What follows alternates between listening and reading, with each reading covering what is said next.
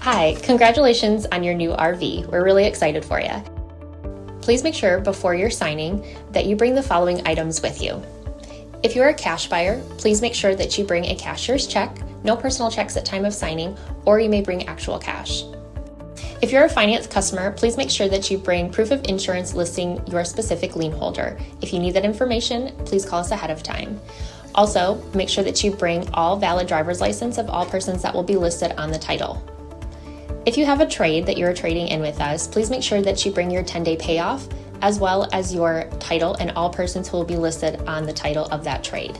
Arrive 30 minutes early before your appointment time so we can properly inspect your unit, and also make sure that you have the fridge on and running prior to arrival. If you have any questions, please feel free to give us a call at 810-686-0710. Thanks so much. Have a great day. Hello, this is Mike from TradeWinds RV Center here to congratulate you on your Catalina Summit Series 184 BHS travel trailer. I'm here to walk you around it, show you how to use a few things, get the best out of your camping experience. Let's start by talking about arriving at the campsite. Of course, the first thing I want you to think about is your slide. Leave plenty of room for that slide to come in and out unhindered, preferably nothing hanging over top of it. Then I want you to think about where your water and power hookups are going to be. They are right behind your slide, right behind your tires on your off-camp side or your driver's side of your tow vehicle. So park accordingly so you can utilize the facilities at the campsite. After you've unhooked your hitch, first thing you do is level your unit. Do a heavy docking light here should you arrive at night. Simply lower or raise your unit. Now should you lose power, you do have a manual override here, hand crank that'll fit in there. You can at least get your unit level or onto your tow vehicle if needed by hand if you have no power. Speaking of power, check your battery posts. Make sure those terminals haven't wiggled loose as you bounce it down the road. Once you've got your unit level, now we're going to stabilize it. We got two different kinds of stabilizing jacks. Front you have the scissor. Make sure you use this notched one in the front and simply run these down. I do recommend get some jack pads. Jack pads are going to protect the feet of your stabilizing jacks from dirt, debris, and hot blacktop in the summer. Put that down on the ground and then run these down. Now you're only going to want to run these down until they're taut. Don't want to run them down any further than that when you've got some pressure on this handle. Same thing in the back, just a little different handle. It's a 3/4 inch socket. You can use a drill gun or an impact driver and run these down in a matter of seconds. But if you do, slow down when you get to the bottom. Same thing back here. Oops. Just run these down until they're taut. Remember, these are stabilizing jacks, not leveling jacks. So we only want to bring them down to stabilize your unit. Once you've got all four stabilizing jacks down, we can go ahead and hook up our water and power. Again, back over here in the off camp side is your power cord. The way these new ones fit. Just rubber what? So the way they go in at an angle here, and then twist to the right, and then lock this on. 30 amp service, big long cord, should you need. There's also a 30 to 110 adapter if you need to plug in at home. Got our power hooked up, let's hook our water up. City Water Connect. First and foremost, your water pressure regulator. This water pressure regulator is going to reduce the water pressure to 40 to 50 psi, protecting the lines in your unit. Always use this when putting water into your city water or black tank flush. Hook that up, hook the hose up, but don't turn our water on yet. Let's go around to your hot water heater. Yours is on the rear of the unit. All we're doing at this point is making sure our drain plug's back in. Put the rod and drain plug back in there nice and taut. Once that's tight, you can go ahead and turn on your hose. Now go inside and open up your hot water valve. It's not going to come out hot, but once water does come out of there, you know your hot water heater is full and you can turn it on from indoors. There is an on-off switch down here. It is taped to off. It's basically because you don't want to turn this on down here. It's an electric element unless you are hooked up to 110. Hooked up to 110, turn on your water heater out here as well as electric on the inside. Reset valves. These will pop out if your hot water heater isn't working. Just come out here and press them back in. Let's say we're going camping and we're not going to use city water. We're going to go dry docking. For your potable water or freshwater connection is right here in front of the campsite of your unit. Simply fill it up with a hose. Two ways to tell when that's full. There's an overflow valve here, or on the inside where you check your tank levels, simply hold the button down for your freshwater tank. Just remember, potable water is when you're going to want to use your water pump. Turn on your water pump and using that. Don't use your water pump if using city water. It's already pressurized. All right, you're all set up to camp. Let me walk you around the outside of the unit and show you a few other things. 110 right outside the door here. Furnace heat release, steer clear of that. It'll get rather hot if you're using your furnace. Freshwater connection. Low point drain. All three right there, your fresh water as well as your hot and cold when you're at the campsite.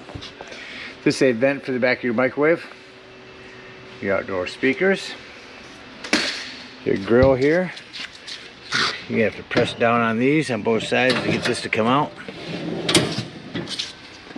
Like your grill, you should have a hose around here somewhere, right there. That hose will quick connect from there to the back of your grill right there, or griddle. Same thing closing this, you have to push these down to get it going. Fridge. Again, your griddle. This spray port. There's a leash for pets. Here's a spray port for that blue hose. Again, your hot water heater. Looks as though you've got the Furion backup camera on this unit. Spare tire with a cover. The back side is where your cable will hook up at the campsite. Here's your sewer and gray tank dump. Black tank flush, we'll talk about that when leaving the campsite. And again, your city water. Coming around your slide up here, just have your pass-through storage.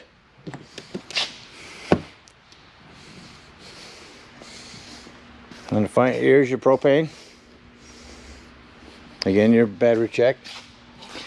Over here is a battery disconnect. This will come important later when I talk about your carbon monoxide detector. This will shut off all the battery power to the unit. Well, it covers everything out here. The other side of your pass-through storage. Let's go take a look inside your unit. First thing I like to note, coming in the entry door, make sure that you and everyone's camping with you knows that this fire extinguisher is located at the entry doorway in case of an emergency. Coming up here on the wall is your control panel. Here's where you'll check your brand new battery, your freshwater tank. That's the button I said you can hold down when you're filling your potable water. Your other tanks, just keep an eye on them. Hot water heater. Water pump if using potable water. Interior, exterior lighting. Go ahead and run your awning out. Talk about the rest of this. There's your slide control. And down here, your sound system. WIOG. Now if you are...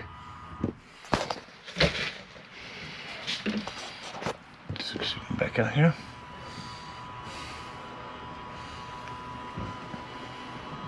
So you only want to run this out until that white flap falls down to 90 degrees and you can see your silver bar. As far as you want to run that awning out. Nice power awning, comes back in rather quickly. Take you around the rest of the inside of the unit. In here you do have a light, a hand light stove. So if you turn it up to light, use a lighter. Your Furion backup camera and keys. This is to turn on your fridge. Keep that on at all times. Coming over here, it's all prepped for a TV. If you do hook up a TV, before scanning for digital channels, press that button and make sure that's green. That's a digital channel enhancer. It'll allow you to pick up more channels. Below that, your thermostat. Simply turn it to the desired temperature and your furnace kicks on. In the bathroom, one thing I want to mention in here, this is where your 110 with GFCI resets at.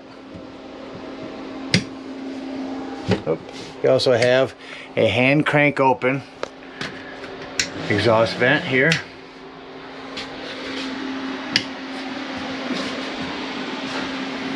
From the outside your unit below your fridge. Outside your bathroom, excuse me. Access panel to your fuses and breaker box.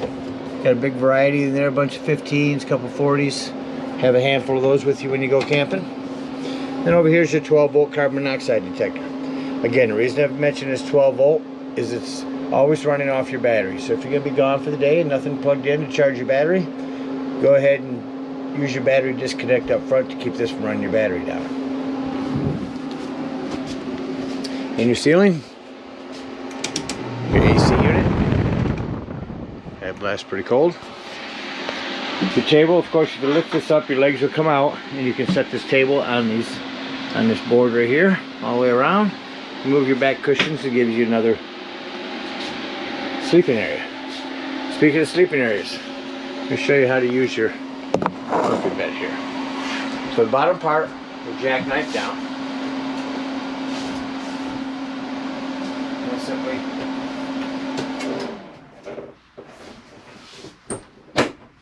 pull that down. And extend your mattress. Just that quickly, you've got your bed. Reverse the process to put it all back.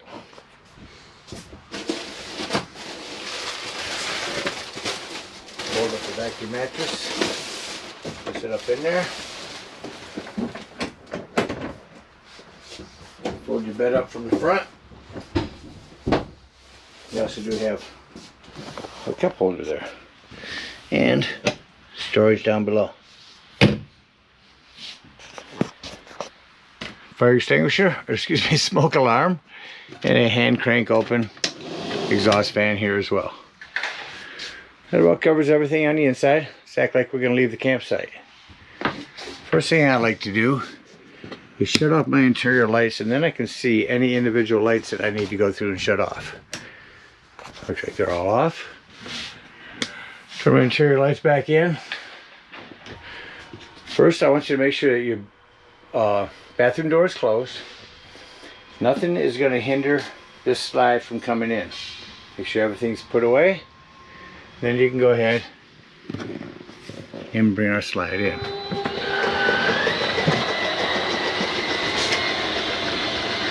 You see it comes in rather quickly. See the importance of not having anything in the way. Make sure your sofa is up in the sofa position.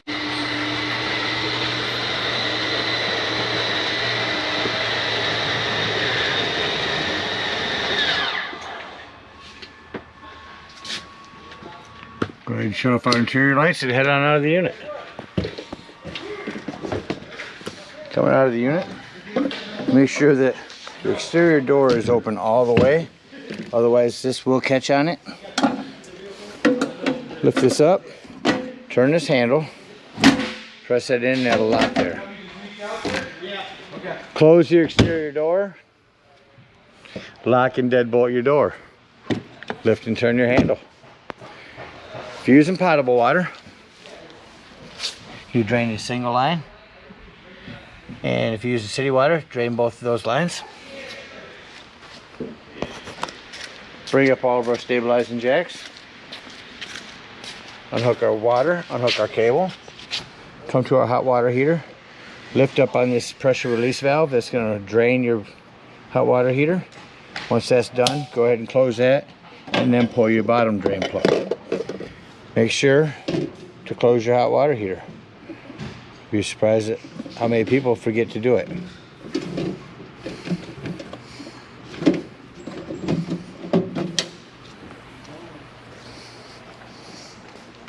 Head on up to the dump station. At the dump station. You take this 10-foot hose that comes in your convenience pack, hook it up right here, and pull our black tank. It's going to be a handle on the right side. After that's no longer draining, it sounds like it's no longer anything in it. You're going to come up here again with your water pressure regulator, hook that hose up to this, and with that black handle open, you're going to let this run for a good 5 minutes. That's going to wash out all of your black tank, get that nastiness out of it. As soon as you're done there, unhook your hose, come down here, close your black handle, and then pull your gray handle. Gray handle is going to be your cleaner waters, your sinks, and your showers. That'll clean your sewage hose out for you. Come right to your bumper and conveniently store it inside. Again, thank you guys so much for your purchase. I hope you enjoy this trailer for many years to come. Happy camping. Lift up your door, which you see is on hydraulics and lifts up almost by itself.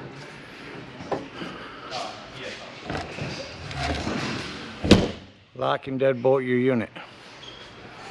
Lift and turn your handle.